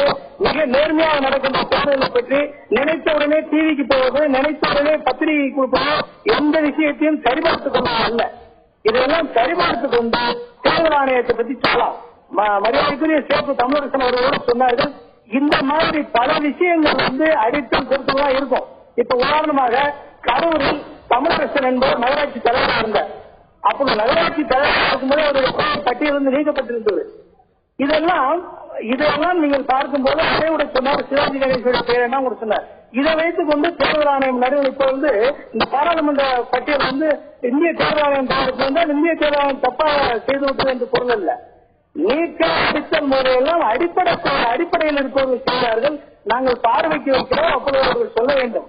இதை விட்டு பத்திரிகைக்கு உடனே செய்தி கொடுப்பது, திருப்பி திருப்பி திருப்பி திருப்பி சொல்லுவது, பொய்யை பல முறை சொன்னால் அது உண்மையாகும் என்ற நிலையில் இந்த மாதிரி சொல்லிக் கொண்டிருக்கிறீர்கள். எதை வேண்டுமானாலும் ஆணையத்திலிருந்து உங்களை வைத்துக் கொண்டு நீங்கள் வாதம் செய்யலாம். சரியான குற்றச்சாட்டை மறுக்கிறீங்க. இந்த ஒரு டிக் மார்க் ஆனது அவர் பேருக்கு நேராக இல்ல, அவருடைய மனைவியின் பேருக்கு நேராக இருக்கிறது. இந்த ஒரு குற்றச்சாட்டு தவறானது என்பது மாநில தலைமை தேர்தல் ஆணையர் சோ ஐயருடைய கருத்து. இந்த தேர்தலானது மிகுந்த நடுநிலையோடு நடத்தப்பட்டிருக்கிறது என்பதுதான் அவருடைய கருத்து. ராகவன், உங்கள் கட்சியை சேர்ந்த பிரமுகர்கள் தான் இந்த குற்றச்சாட்டை வைத்து வருகிறார்கள். உங்களுடைய கட்சியை சேர்ந்த மூத்த பிரமுகர்கள்லாம் அவர் பேர்ல ஓட்டு பதிவாயிருக்கிறது அப்படின்னு திட்டவட்டமாக சோ ஐயர் அதை மறுக்கிறார். அதற்கான விளக்கத்தையும் இந்த நிகழ்ச்சியில் அளித்ததை நீங்க கேட்டீங்க. உங்களுக்கு இது ஏன் திருப்தி அளிக்கல? நிச்சயமா இல்லைங்க. இப்போ எங்களுடைய அங்க சொல்லி இருக்கோம், அவர் ரிட்டர்ன்ல கொடுக்கிற பாருங்க, தேர்தல் ஆணையத்துக்கு எங்களுடைய மாநில தலைவர் கூட கடிதம் எழுதினார். இதை பத்தி நீங்க ரிட்டர்ன்ல கம்ப்ளைண்ட் கொடுத்திருக்கீங்களா? இல்ல, அதை லோக்கல்ல கேட்டா தெரியும், கொடுத்திருப்பாங்க. ஏன்னா நானும் கேள்விப்பட்டேன். அந்த பேருக்கு நிகராக அவருடைய வாக்குகள் பதிவாகலங்கிறது அவருடைய திட்டத்தை பக்கத்துல தான் டிக் பண்ணிருக்கு. பட் அவருடைய மனைவியுடைய வாக்கை குறிக்கிறதே தவிர நீங்க காமிச்ச அந்த போட்டோல பாத்தீங்கன்னா அவர் பக்கத்துல தான் டிக் பண்ணிருக்கு. அது திட்டவட்டம் அவர் மறுக்கிறாருங்க. அது நீங்களே காமிச்சிங்களே, அவர் பக்கத்துல தான் டிக் பண்ணிருக்கு. இன்னொன்னு தேர்தல் ஆணையம் ஒரே விஷயம், எங்களுடைய தேர்தல் ஆணையருக்கு பொறுப்பு இல்ல, தேர்தல் அதிகாரி தான் பொறுப்புன்னு கொஞ்ச நேரத்துக்கு முன்னாடி சேர்த்து தான் சொன்னாரு. இப்ப தேர்தல் ஆணையர் பதில் சொல்லணும்னா அது சரி என்னையா பல குற்றச்சாட்டுகளோட மறுக்கிறார். ஒரு நிமிஷம், நீங்க வெறும் செய்திகளை வச்சுக்கிட்டு பேசிக்கிட்டு இருக்கீங்க.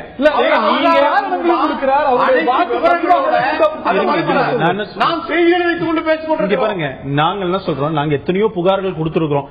எங்களுடைய மாநில தலைவர் கூட ஒரு கடிதம் எழுதினார். அது கூட தேர்தல் ஆணையம் பதில் சொல்லல, நீதிமன்றம் சொல்லிச்சு. நீதிமன்றத்துல நாங்க பெட்டிஷன் போடும்போது நீதிமன்றம் சொல்லுது, மாநில தலைவர் சொன்னதுக்கு நீண்ட அறிக்கை வந்தது தேர்தல் ஆணையத்திலிருந்து. இல்லங்க, அதுக்கு 11th அன்னைக்கு ஒரு லெட்டர் கொடுத்தோம். மாநில தலைவர் அமைச்சிருக்காங்க, இவங்க பதிலே சொல்லல. நீதிமன்றம் உடனடியாக விசாரித்த நீதிமன்றம் 3 மணிக்கு பிக்ஸ் பண்ணது. 3 மணிக்கு நீங்க பாரதிய ஜனதா கட்சியுடைய மாநில தலைவருடைய அந்த மனுவை விசாரிக்கணும்னு சொல்லுது.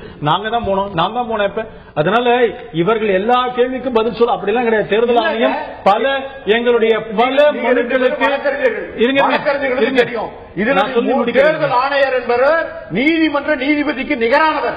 அவர் தகுந்த ஆதாரங்களோட சாட்சிகளோட இதே மாதிரி இதை வந்து எங்களுடைய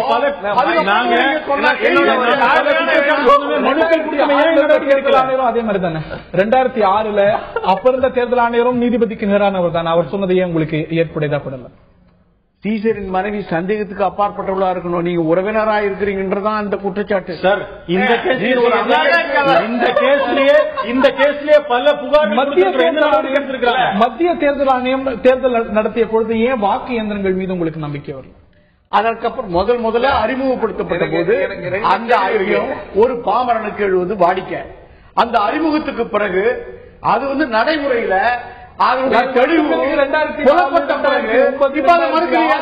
ஒன்றை முதலாக அறிமுகப்படுத்துகிற போது இது எப்படிப்பட்ட தன்மை வாய்ந்தது, இது நம்பகத்தன்மை வாய்ந்ததா இல்ல,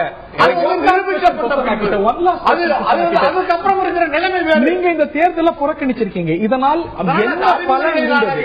இந்த தேர்தல் புறக்கணிப்பினால் என்ன பலன் இருந்தது? உதாரணத்துக்கு பாத்தீங்கன்னா விருத்தாச்சலத்துல 67% அளவுக்கு வாக்குகள் பதிவாயிருக்கிறது. தூத்துக்குடியில கூட 53% பதிவாயிருக்கிறது. ஆக நீங்க இந்த தேர்தலை புறக்கணித்ததனால் உண்மையிலேயே மக்கள் இந்த தேர்தலை முழுவதுமாக புறக்கணிச்சிருக்காங்க. 50க்கு மேல வாக்குப்பதிவான இடம் உண்டு, 65க்கு மேல வாக்குப்பதிவான இடம் உண்டு. அதை தாண்டி உங்களுடைய வாக்குகள் பாஜகவுக்கும் போயிருக்கிறதா? இல்ல, ஒரு இந்த கேள்விக்கு பதில் சொல்றதுக்கு முன்னாடி ரெண்டு விஷயங்களை மக்கள்கிட்ட பதிவு பண்ணணும். இந்த தேர்தல் பட்டியல்ல இப்ப தேர்தல் ஆணையர் நேரடியாவே வந்து பேசினார். சேகு தமிழரசன் அண்ணனை வேற சப்போர்ட்டிங் அபிடவிட்டுக்கு கூப்பிட்டார். நான் என்னோட கேள்வி இல்ல சப்போர்ட் அவரதான் சொன்னார். சேகு தமிழரசன் அவர்கள் சொல்லுவது சரி அப்படின்னாரு. Supporting affidavit it's so called lawyer. நீங்க ஒரே ஒரு விஷயம் தான் என்ன அப்படின்னா, அண்ணன் சொல்றப்ப என்ன சொன்னாரு, இந்த பட்டியல இருக்கிறதுக்கு தேர்தல் ஆணையம் எப்படி பொறுப்பாக முடியும், தேர்தல் அதிகாரி தான் பொறுப்பாக முடியும்னு வாதம் வச்சாரு. இப்ப அவர் சோயர் மரியாதைக்குரிய சோயர் சொன்ன உடனே இல்ல தேர்தல் ஆணையமே சொல்லிச்சா நீங்க அதை விட்டுருங்க அப்படி. ஒரு நிமிஷம், இந்த கான்ட்ரடிக்டரி ஸ்டேட்மெண்ட். நான் என்ன சொன்னேன், இதுக்கும் தேர்தல் ஆணையம் தான் பொறுப்புன்னு. இப்ப அவர் சொன்ன உடனே அதாவது ஒரே ஒரு விஷயம் தான், இது எல்லாமே சரி. இன்னைக்கு ஓடி வந்து நேரலையில மக்களை சந்திக்கிற இன்னைக்கு தேர்தல் எல்லாம் முடிஞ்சிருச்சு, அமோகமா வெற்றி. நீங்க சொன்ன அந்த சதவீதம் இல்ல, நான் 100% வாக்கு சதவீதத்தை எதிர்பார்த்தேன். இந்த 67-43 கம்மி. இவங்க பண்ண அட்டூழியத்துக்கு பாஜகவினுடைய நம்முடைய திருநெல்வேலி வேட்பாளர் எங்களுக்கு எங்களுக்கு அதுக்கு சம்பந்தமே இல்லை அப்படின்னாங்க. அடுத்த நாள் காலையில கோட்டையில அம்மையார் கூட அப்படி கையை கட்டி நிக்கிறாங்க. ஒரே தேர்தல் ஆணையத்தை சொல்லல, அதிகார பலத்தை சொல்லிட்டு இருக்கேன். இவங்க உடனே என்ன சொன்னாங்க அப்படின்னா, எப்பா இல்ல எங்களுக்கு அதுக்கு சம்பந்தம் இல்ல, அவங்க வாபஸ் வாங்கினதுக்கு எங்களுக்கு சம்பந்தம் இல்லைன்னாங்க. அப்ப நேரடியா அம்மையார போய் பார்த்ததுக்கும் உங்களுக்கு சம்பந்தம் இல்லையா? ஒன்று. இரண்டாவது, நான் தேர்தல் ஆணையத்துக்கு முக்கியமான கேள்வி என்னன்னா, இன்னைக்கு இந்த குற்றச்சாட்டு சொன்ன உடனே நேரலையில வந்து பேசுறவங்க ஏன் தலைவர் கலைஞர் 29ஆம் தேதியிலிருந்து ஒரு காமன் பிளாட்ஃபார்ம், ஒரு எதிர்கட்சியினுடைய மிக மூத்த அரசியல் தலைவர், மிக ஆழ்ந்த அனுபவம் கொண்ட அரசியல் தலைவர் ஒரு அறிக்கை விடுகிற போது அந்த அறிக்கையை பரிசீலனை பண்ணி எங்க அறிக்கை தான் வேண்டாம், பாஜகவினுடைய தேசிய செயலாளரும் நம்முடைய மாநில தலைமை தமிழிசையும் ஹெச் ராஜாவும் ஒரு பெட்டிஷன் கொடுத்தாங்கல்ல, எதிர்கட்சிகள் எல்லாம் புறக்கணிக்குது, வைக்கிற குற்றச்சாட்டு என்ன, கால அளவு இல்லைன்னு. அந்த குற்றச்சாட்டுகளை எல்லாம் இதுக்கு ஏன் பதில் சொல்லல? இவ்வளவு நீண்ட குற்றச்சாட்டுகள் வந்த போது அந்த எல்லா குற்றச்சாட்டுகளையும் புறந்தள்ளிட்டு ராமநாதபுரத்தில் மட்டும் they can explain to what extent அப்படிங்கறத மட்டும் கொடுத்துட்டு தேர்தல் நேர்மையா நடத்தணும். புதுக்கோட்டை சார்ந்த ஒரு குற்றச்சாட்டு, புதுக்கோட்டை வேட்பாளர் பாஜக வேட்பாளர் சார்ந்த குற்றச்சாட்டு எழுதும் போதும் அதற்கும் பத்திரிகை அறிக்கையை தேர்தல் ஆணையம் கொடுத்தது அப்படிங்கறத நம்ம பதிவு செஞ்சாங்க. நிறைய புதுக்கோட்டை போல தொடர்ந்து வரிசையா நிப்பாட்டி நீங்க என்ன தெரியுங்களா, நீங்க சொல்றீங்கல்ல வாங்கலங்கிற கடைசியில் நிராகரிக்கப்படுது, அது கூடவே கூடாது. தேர்தல் ஆணையர் பார்த்துக்கிட்டு இருக்காரு. ஒரு டேபிள்ல 100 பேர் நிக்கிறான்னா அவரால் வேலை செய்ய முடியல, அந்த அதிகாரியால வேலை செய்ய முடியல. he has the power to extend the another chair. இன்னும் சேர் பத்தில 10 சேர் கூட எக்ஸ்டெண்ட் பண்ணி வர எல்லா மக்களையும் வாங்க முடியும். இதுவே ஒரு முறைகேடு. இந்த முறைகேட மக்கள்கிட்ட சொல்லாம தேர்தல் ஆணையம் சரியா நடந்துச்சு. ஆளுகிற அதிமுக என்கிற ஒரு ஆட்சி கட்சி வந்து ஒரே ஒரு எல்லாத்தையும் விட்டுருங்க, எல்லாம் சரியா நடந்துச்சுங்க, நான் ஒட்டுறேங்க. இதுவரைக்கும் இந்திய வரலாற்றில் இல்ல, தமிழக வரலாற்றுல ஒரு முதலமைச்சர் உள்ளாட்சி வந்த தேர்தலுக்கு போய் தெரு தெருவாய் வாக்கு கேட்டது அவர்கள் மீது இருக்கிற பயம் பயமே தவிர ஜனநாயகத்தை புரிஞ்சுக்கல. நாங்க ஓட்டு கேட்டா நீங்க ஜனநாயக கேவலப்படுத்துறீங்க, நீங்க கேட்டா சரியா புரியல. அவர்களுக்கு ஜனநாயகத்தில் நம்பிக்கை இருக்கு, ஜனநாயகத்தில் முழு எதிர்கட்சிகள் அனைத்தையும் ஏங்க திருநெல்வேலி பாஜக வேட்பாளர் அடுத்த நாள் கோட்டைக்கு வந்தாரு. நான் திரும்பவும் கேட்கிறேன், ஜனநாயகத்தின் மீது நம்பிக்கை இருக்கிற உங்களுக்கு ஜனநாயகத்தின் மீது நம்பிக்கை இருக்கிற உங்களுக்கு ஏன் வெள்ளையம்மாள் என்கிற பாஜகவினுடைய திருநெல்வேலி வேட்பாளர் உடனடியாக மறுநாள் கோட்டையில போய் அம்மையாரை சந்திக்கிறார்? அது அவருடைய சுய விருப்பமா? ஆவடியில் இருக்கிற ஒரு வேட்பாளர் நைட்டோடு நைட்டா போய் வீட்டை தட்டி கலவை தட்டி கொண்டு போய் நீ வாபஸ் வாங்கன்னு சொன்ன நிகழ்வு உங்க மேல இருக்கிற அதிகார பலமா? மக்கள் செல்வாக்கா? மக்களை ஏமாற்றுகிற ஒரு புரட்சி. அது இருக்கட்டும். தமிழக பாஜக தலைவர் திருமதி தமிழிசை சவுந்தரராஜன் கோயம்புத்தூர்லயே சொல்றாங்க, திராவிட முன்னேற்ற கழகம் எங்களுக்கு வாக்களிக்கும் என்று நம்புகிறேன்னு. ஏன் தப்பு இருக்கு? தப்பே இல்ல. நான் என்ன கேக்குறேன்னா,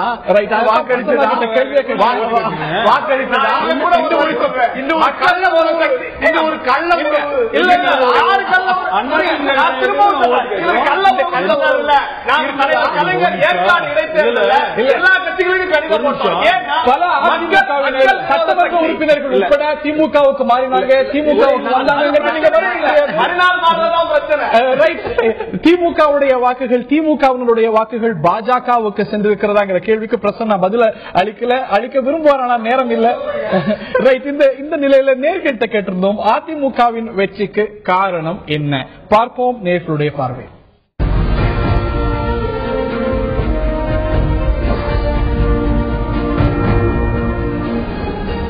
மக்கள் நம்பிக்கை தான் இதற்கு காரணம் என்று 32%, அதிகார பலம் காரணம் என்று 60%, எதிர்கட்சிகள் திமுக உள்ளிட்ட கட்சிகள் புறக்கணித்ததனால் இந்த வெற்றி சாத்தியமாயிற்றது என்று 8% சொல்லியிருக்கிறார்கள். மக்கள் நம்பிக்கை காரணம் என்பது 32%, அதிகார பலம் காரணம் என்று 60%, எதிர்கட்சிகளுடைய புறக்கணிப்பு காரணம் என்று 8% சொல்லியிருக்கிறார்கள். அதிமுக ஒரு பிரம்மாண்டமான வெற்றியை பெற்றிருக்கிறது. இடைத்தேர்தல்கள், உள்ளாட்சி இடைத்தேர்தல்கள் அல்ல உள்ளாட்சி தேர்தல் இன்றல்ல நேற்றல்ல, எப்பொழுதெல்லாம் நடந்ததோ எப்பொழுதெல்லாம் அது சார்ந்த முடிவுகள் வந்திருக்கிறதோ இந்த ஒரு சர்ச்சைகளும் அதோடு சேர்ந்தே இருந்திருக்கின்றன என்பது மட்டும் நாம் தொடர்ந்து பார்த்து வரக்கூடிய ஒரு விஷயமாக இருக்கிறது. இந்த உள்ளாட்சி தேர்தலும் முடிந்திருக்கிறது. அதிமுக பிரம்மாண்டமான வெற்றியை பெற்றிருக்கிறது. அது எங்களுடைய ஆட்சிக்கு கிடைத்திருக்கக்கூடிய அங்கீகாரம் என்று அதிமுக சொல்ல, பணபலம் வென்றிருக்கிறது என்று எதிர்கட்சிகள் பாஜக திமுக உள்ளிட்ட கட்சிகள் குற்றம் சாட்டுகின்றன. நிகழ்ச்சியில் பங்கு பெற்ற திரு சேகு தமிழரசன், திரு கே டி ராகவன், பிரசன்னா மற்றும் பார்த்த நேயர்களுக்கு நன்றி.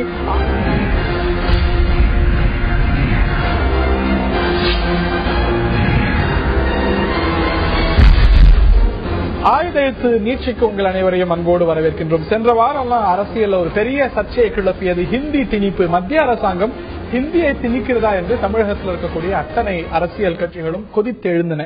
இப்பொழுது ஒரு வழக்கை கன்னியாகுமரியில் இருக்கக்கூடிய தமிழ்நாட்டின் ஒரு பகுதியான, தமிழ்நாட்டின் ஒரு பிரதான மாவட்டமான கன்னியாகுமரியைச் சேர்ந்த ஒரு அமைப்பு தொடர்ந்திருக்கிறது. அதாவது தமிழ் எங்கள் மீது, எங்கள் மாணவர்கள் மீது கட்டாயப்படுத்தப்படுகிறது, எங்களுடைய தாய்மொழி பயிலும் உரிமையானது இதற்கு ஒரு பெரிய சவால், அதற்கு ஒரு சவால் ஏற்பட்டிருக்கிறது, அது பறிக்கப்படுகிறது என்பது தான் அந்த மனுவுடைய சாராம்சம். இந்த ஒரு நமக்கு எழக்கூடிய கேள்வி எல்லாம், கட்டாய தமிழ் மொழி ஏற்புடையதல்ல அப்படின்னு மலையாளத்தை தாய்மொழியாக கொண்ட கன்னியாகுமரி வாழ் மக்கள் சொல்கிறார்கள். இந்த ஒரு குற்றச்சாட்டுல, இந்த ஒரு கூற்றுல, இந்த ஒரு வழக்கில் நியாயம் இருக்கிறதா? தமிழ் திணிக்கப்படுகிறதா? ஹிந்தி திணிப்பு தவறானால் தமிழ் திணிப்பும் தவறா? அட் ஃபர்ஸ்ட் பிளேஸ் தமிழ் முதலில் திணிக்கப்படுகிறதா? இதைத்தான் ஆயுத எழுத்து நீட்சியில் விரிவாக நாம் விவாதிக்க இருக்கின்றோம். திணிக்கப்படுகிறதா தமிழ்? இந்த குற்றச்சாட்டு நியாயம்தானா? ஹிந்தி திணிப்பு தவறு என்றால் தமிழ் திணிக்கப்படுமானால் அதுவும் தவறா? விவாதிப்போம் ஆயுத எழுத்து நீட்சியில். இந்த நிகழ்ச்சியில் நம்முடைய கன்னியாகுமரி மாவட்டத்தை சேர்ந்த விளவங்கோடு சட்டமன்ற உறுப்பினர் விஜயதாரணி அவர்கள் நம்மிடையே பங்கேற்கிறார்.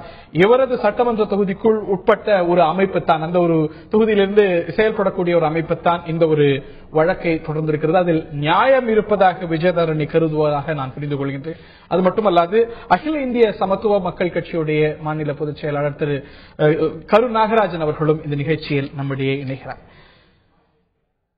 பிற தாய்மொழியினர் தமிழ்நாட்டில் தங்களுடைய தாய்மொழியை படிக்கிறதுக்கு எந்த தடையும் இல்லை எனும்பொழுது தமிழ் திணிக்கப்படுகிறது அப்படிங்கிற ஒரு குற்றச்சாட்டு, அவர்களுடைய தாய்மொழி உரிமை பறிக்கப்படுகிறதுங்கிற ஒரு குற்றச்சாட்டு எந்த வகையில் நியாயமானது? இது அர்த்தமற்றது தானே.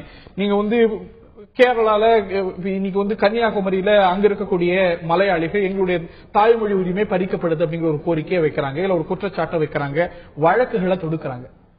அதே போல மிக கணிசமான தமிழர்கள் கேரளால, திருவனந்தபுரத்துல, மற்ற மாவட்டங்கள்ல வாழறாங்க. அவர்களுக்கு அங்க தமிழ் மொழியை நிச்சயமா பயில்வதற்கான உரிமை இருக்கிறதா? அதை எதிர்த்துத்தானே நீங்கள் எல்லாம் குரல் எழுப்பணும். How do you justify this? இல்ல முதலாவது இன்றைய தினம் வந்து எனக்கு மிகவும் சந்தோஷமான நாள். என்னுடைய விளவங்கோடு தொகுதிக்கு உட்பட்ட மேற்புறம் ஒன்றியத்தை சார்ந்த முதல் மாவட்ட பஞ்சாயத்து, தமிழ்நாட்டிலேயே ஒரு மாவட்ட பஞ்சாயத்து 50,000 ஓட்டு நிறைந்த ஒரு இதை வந்து காங்கிரஸ் கட்சி நாங்க ஜெயிச்சிருக்கோம். அதுக்கு நன்றி. அதுக்கு அதாவது காங்கிரஸ் கட்சி ஜெயித்த சீட்டுன்னு ஒண்ணுமே இல்லைன்னு நீங்க நினைச்சிடக்கூடாது. அந்த அளவு வந்து நியூஸ்ல இருக்கும்னு நினைக்கிறேன். அடுத்தது என்னுடைய தொகுதிக்குட்பட்ட, அதனால இன்னைக்கு முக்கியமான விஷயங்கிறதுனால என்னை பொறுத்தவரை அதை நான் சொல்லுவேன். அதே விளவங்கோடு தொகுதிக்குட்பட்ட இந்த முக்கியமான பிரச்சனை இன்றைக்கு நீங்கள் எடுத்துக்கொண்டதுக்கு உங்களுக்கு நன்றி. அதாவது இன்னைக்கு குறிப்பா வந்து எங்க தொகுதியில பாத்தீங்கன்னா விளவங்கோடுங்கிறது பார்டர், அதாவது கேரளாவோட முக்காவாசி அந்த பார்டர்ல இந்த சைட் ரோடு இப்படி போகும், அந்த சைட் பாரசாலா அதாவது கேரளா, இந்த சைட் கன்னியாகுமரி விளவங்கோடு தொகுதி. இதுல பாத்தீங்கன்னா மக்கள் வந்து தமிழ் பேசுகிற மக்கள் அதிகமா இருக்காங்க, மலையாளம் பேசுகிற மக்கள் தாய்மொழியாக கொண்ட மக்களும் அதிகமா இருக்காங்க. இந்த இடத்துல வந்து ஏற்கனவே நம்முடைய கொள்கையின் அடிப்படையில் இந்த இருமொழி கொள்கை, மும்மொழி கொள்கை எல்லாம் இவங்க என்ன வேணா பேசலாம். உரிமைக்கு என்ன குந்தம் வந்தது? அதாவது தாய்மொழி படிச்சிட்டு இருக்காங்க, திடீர்னு இப்ப தாய்மொழிக்கு ஆசிரியர் கிடையாது, பாட புத்தகம் கிடையாது, தாய்மொழியே பயிலக்கூடாது, தாய்மொழி அரசு பள்ளிகள்ல இருந்து நீக்குறாங்க. இருங்க இங்க பாருங்க, மலையாள சமாஜம் போட்ட கேஸே நானும் அட்வைஸ் பண்ணி தான் போட்டிருக்காங்க. அதாவது கேரளாவை பொறுத்தவரை கட்டாயம் மலையாளம் பயில வேண்டும் என்று சட்டம் இல்லை. அந்த அளவில் பாத்தீங்கன்னா கட்டாய தமிழ் பயில வேண்டும் என்று 2006 இங்கு தமிழ்நாடு அரசு, அன்றைய தினம் இருந்த திமுக அரசாங்கம் 2006 ஒரு சட்டத்தை கொண்டு வந்தது, ஆனால் அமல்படுத்தாமல் இருந்தது. அந்த சட்டம் தற்பொழுது அதிமுக அரசாங்கம் வலிமையாக அமல்படுத்திக் கொண்டிருக்கிறது. தாய்மொழியை பயிலக்கூடாது என்று வலிமையாக அமல்படுத்திக் கொண்டிருக்கிறது. எந்த இடத்திலும் இல்ல. பார்ட் 4 படி அவர்கள் தமிழை தவிர பிற மொழியை தாய்மொழியாக கொண்டவர்கள் அவர்களது விருப்பத்தின் பேரில் மற்ற மொழிகளை கற்கலாம். அதாவது இன்னைக்கு ஒரு விஷயம் சட்டமே தவறானது. அதாவது இன்னைக்கு அந்த சட்டத்திற்கு பிறகு நடப்பது என்ன? 2006 திமுக அரசாங்கத்திடம் கோரிக்கைகள் வைத்த பொழுது அவர்கள் அதை ஏற்றுக்கொண்டு அந்த சட்டத்தை முழுமையாக அமல்படுத்தல. ஆனால் தற்பொழுது கட்டாயமாக அமல்படுத்தும் முயற்சியாக ஆசிரியர்கள் கொடுக்கறதில்லை, பாட புத்தகங்கள் வழங்குவதில்லை மலையாள பள்ளிகளில். மலையாள குழந்தைகளுக்கு ஒரு பாடம் தான். அதே நேரம் அவர்கள் பரீட்சை இன்னைக்கு 9ஆம் கிளாஸ் வந்துட்டாங்க. இல்ல ஒரு விஷயத்தை நான் என்ன பாதிப்புன்னு சொல்றேன். இது உண்மையா அந்த பகுதியில் நான் வந்து ஒரு சுத்தமான தமிழச்சி, ஒரு தமிழ் பாரம்பரிய குடும்பத்தை சார்ந்தவ. ஆனால் அந்த தாய்மொழியை மலையாளமா கொண்ட மக்களோட உணர்வுகளை நான் புரிஞ்சிருக்கேன். ஏன் தெரியுங்களா? குறிப்பாக அந்த மக்கள் 9ஆம் கிளாஸ் வரைக்கும் அவங்க வந்து மலையாளம் அந்த மொழியா படிக்கிறாங்க. திடீர்னு 10ஆம் கிளாஸ்ல இந்த வருஷம் அமல்படுத்தி அடுத்த வருஷம் 10th பப்ளிக் எக்ஸாம்ல நீங்க திடீர்னு தமிழ் எழுதுங்கன்னா ஆனா அவனா கூட தெரியாது, எப்படி எழுதுவாங்க? இந்த விஷயம் இது வந்து தாய்மொழி மறுப்பு மட்டும் கிடையாது, தனிமனிதன் சுதந்திரத்துக்கு மறுப்பு. தமிழ் மொழி கட்டாயமாக கற்க வேண்டும், கற்க வேண்டும். என்னை பொறுத்தவரை கற்க வேண்டும். 2006 அதற்கு எதிராக நீங்க சொல்லக்கூடிய ஒரு பார்டர் டிஸ்ட்ரிக்ட்ஸ் இருக்கக்கூடிய கன்னியாகுமரியை சேர்ந்தவர்களும் வழக்காடு மன்றம் போய் உச்ச நீதிமன்றமே தமிழ்நாட்டுடைய சட்டத்தை அப்பீல் பண்ணிருக்கிறது. பிற மொழி கற்கிறதுக்கான ஒரு வாய்ப்பும் அதே பிற மொழியை கற்கலாம், தாய்மொழியும் கற்கலாம். பிற மொழி தாய்மொழியா கொண்டவர்கள் அதை விடணும்னு அவசியம் இல்லை. எதற்காக அதை சட்டம் சொல்லல. திரு கருணாகராஜன், இப்போ வந்து சென்ற வாரம் எல்லாம் தமிழகத்தில் இருக்கக்கூடிய கட்சிகள், தமிழக முதலமைச்சர், திமுக தலைவர் உட்பட எல்லாருமே ஹிந்தி திணிப்பா, ஹிந்தியை எங்க கட்டாயப்படுத்துவதா அப்படின்னு சொல்றீங்க. தமிழ் திணிப்பு, இது தமிழ் திணிப்பானால் தமிழ் ஹிந்தி கட்டாயப்படுத்துவது தவறு என்றால் பிற மொழியினர் மீது, பிற தாய்மொழியினர் மீது, பிற மொழிகளை தாய்மொழிகளா கொண்டவங்க மீது தமிழை கட்டாயப்படுத்துவது சரியா? இது மிக நீங்க வைத்திருக்கக்கூடிய தலைப்பே தவறு. இப்ப தமிழ் திணிப்புங்கிறது இப்ப கர்நாடகால போய் மகாராஷ்டிரால போய் மேற்கு வங்காளத்துல தமிழ் படிச்சுதான் ஆகணும்னா தான் தமிழ் திணிப்பு. இது தமிழை தாய்மொழியாக கொண்டு வாழக்கூடியவர்கள், தமிழ்நாட்டில் வாழக்கூடியவர்கள், தமிழ்நாட்டில் ரேஷன் கார்டு இருக்கு, வாக்காளர் அடையாளம் இருக்கு, அவங்க அப்பாவுக்கு வேலை பாக்குறாங்க, அம்மா வேலை பாக்குறாங்க. தமிழ்நாட்டில் படிக்கிற அரசு பள்ளியில சொல்லிக் கொடுக்கறது வந்து இத வந்து தமிழ் திணிப்புன்னு சொல்ல முடியாது. தமிழ் மொழி தாய்மொழியா இல்லாம பிற மொழியை தமிழ்நாட்டில் தமிழ் படிக்காம தமிழ் தாய்மொழி இல்லாதவங்க, தமிழ் தாய்மொழி இல்லாதவர்கள் ஆங்கிலம் படிக்கலாம், பிரெஞ்சு படிக்கலாம், ஜப்பான் மொழி படிக்கலாம். ஆனா தமிழ் மட்டும் படிக்க கூடாதுங்கிற சட்டம் நம்ம தான் போராடுறோம்.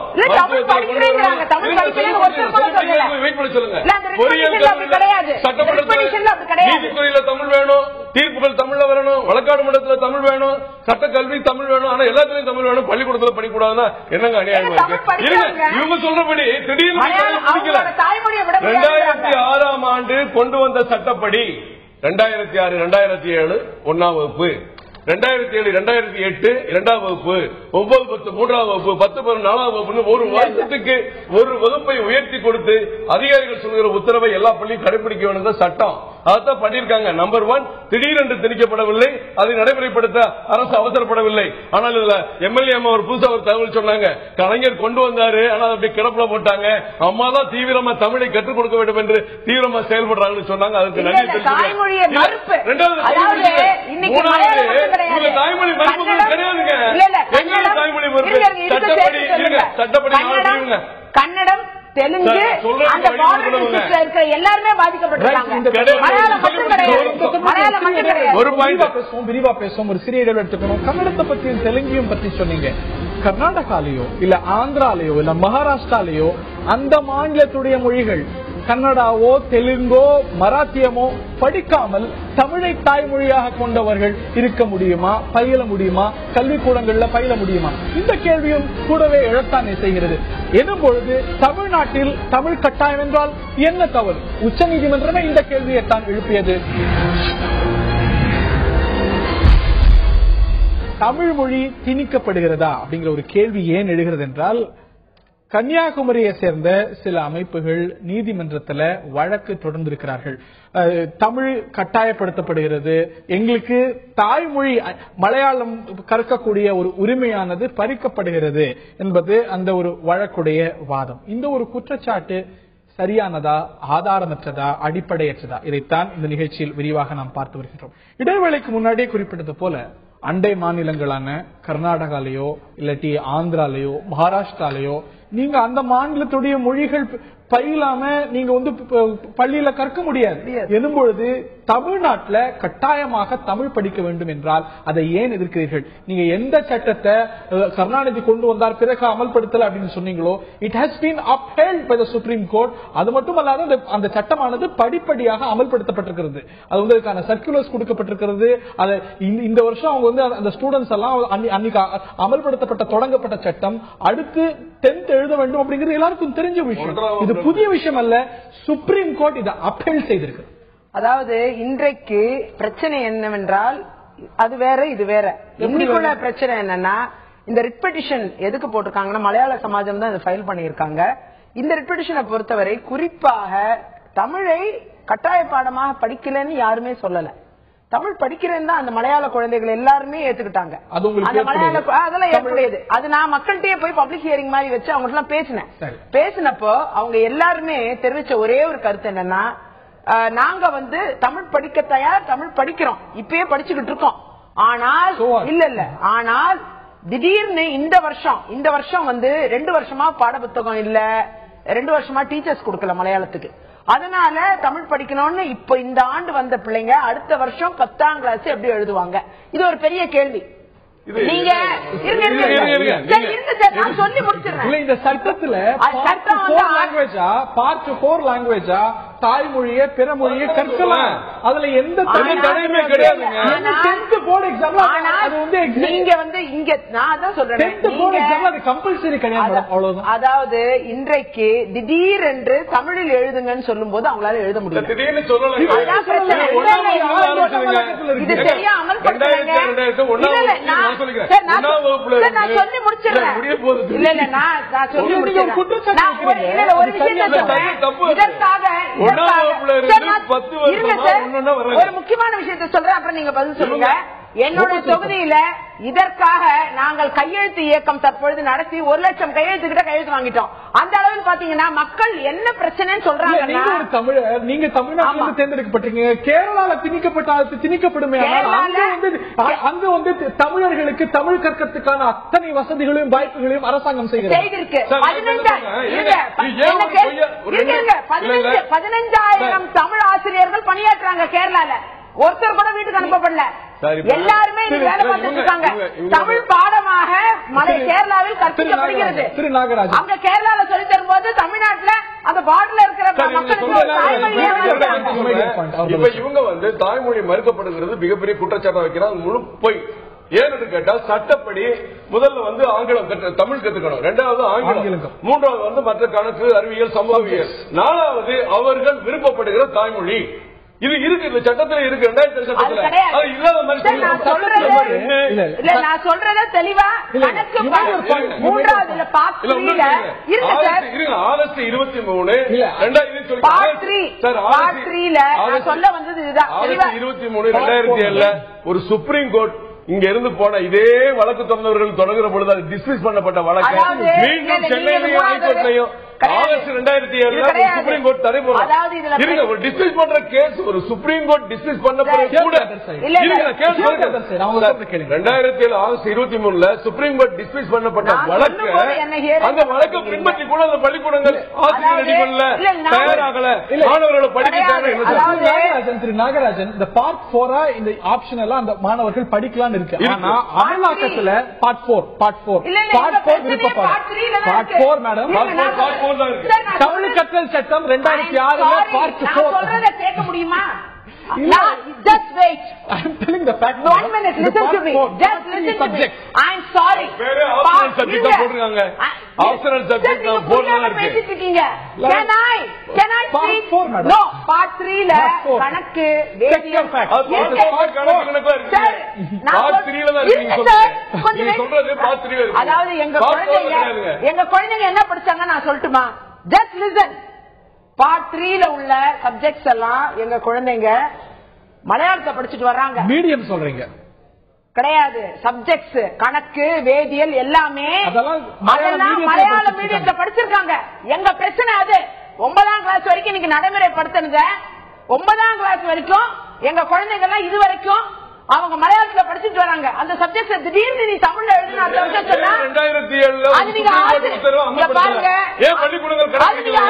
கேளுங்க சார், அரசாங்கத்தை கேளுங்க. ஏற்கனவே சுப்ரீம் கோர்ட் தடை போட்டு வழக்கு போடல. இங்க எது சர்க்குலர் அரசாங்கத்தை கேட்க வேண்டும். பள்ளிகள்லாம் இன்னைக்கு 9ஆம் கிளாஸ் வரைக்கும் பார்ட் 3, குறிப்பா பார்ட் 3 தமிழ் மொழி மறுப்பு இருக்கு, தாய்மொழி மறுப்பு இருக்கு. அது ஒரு பக்கம் இருக்கட்டும், கட்டாய தமிழ் படிக்கும் எங்க குழந்தை இந்த மலையாள குழந்தைங்க தயாரா இருக்காங்க. ஆனால் பார்ட் 3ங்கிறது அதுங்களோட வாழ்க்கை. அந்த சப்ஜெக்ட் மலையாளத்துல இது வரைக்கும் படிச்சுட்டு திடீர்னு போய் நாங்க எதுக்காக இதை பேசுறோம்? தாய்மொழி மறுப்பு மட்டும் கிடையாது. சுருக்கமாக சொல்ல விட மாட்டீங்கல்ல. இங்க அகில இந்திய படிப்பாங்க. அகில இந்திய அளவுல ஹிந்தியை கொண்டு வந்தா இது வந்து பன்முகை தன்மை கொண்ட ஒரு நாடு. இங்க வந்து ஹிந்தியை திணிப்பதாங்கிற ஒரு கேள்வி வைக்கிறோம். ஆனா மலையாளத்தை தாய்மொழியா கொண்டவங்கள்ட்ட நீங்க தமிழ் தான் கற்கணும், தமிழ் வழி தான் கற்கணும் அப்படின்னா எந்த அளவுக்கு மலையாளம் கற்றுக்கொள்ள வேண்டாம்னு சொல்ல, தமிழை கற்றுக்க. தமிழ்நாட்டுல படிக்கிறீங்க, தமிழகத்தில் இருக்கிற எல்லா